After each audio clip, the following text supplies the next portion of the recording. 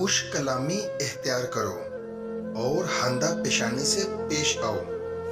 تم لوگوں کی نظر میں اس شخص سے بھی زیادہ پسندیدہ ہو جاؤ گے جو ہر وقت ان کو انعام و اکرام سے نوازتا ہے.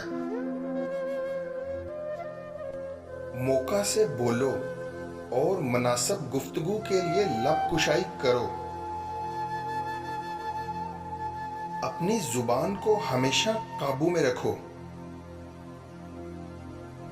بات ہمیشہ دلیل کے ساتھ ہونی چاہیے. ہنسانے والی باتوں سے باز رہیں. جو بات کہو وہ نپی تلی اور پر از دلیل ہو. کسی کے سامنے اپنی یا اپنے گھر والوں کی تعریف مت کرو.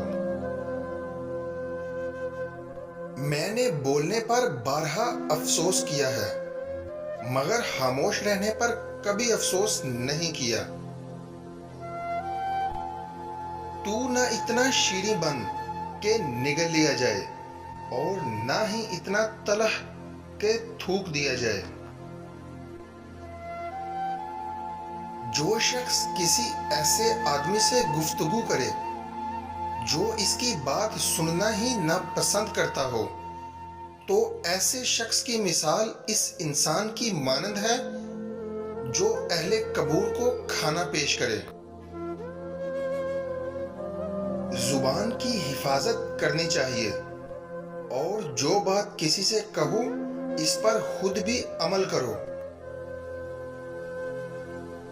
حکمت اور دانائی کی بات احمقوں سے نہ کر کہ وہ تیری بات کو جھوٹ سمجھیں. عقل مندوں کے پاس فضول اور لاجائنی گفتگو نہ کر کہ وہ تجھ سے ناراض ہوں. جس بات کو تو نہیں جانتا منہ سے نہ کہو اور جو جانتا ہے مستحق کو بتانے میں دریغ نہ کر. بات کو سننے والے کی سمجھ کے مطابق کرنی چاہیے.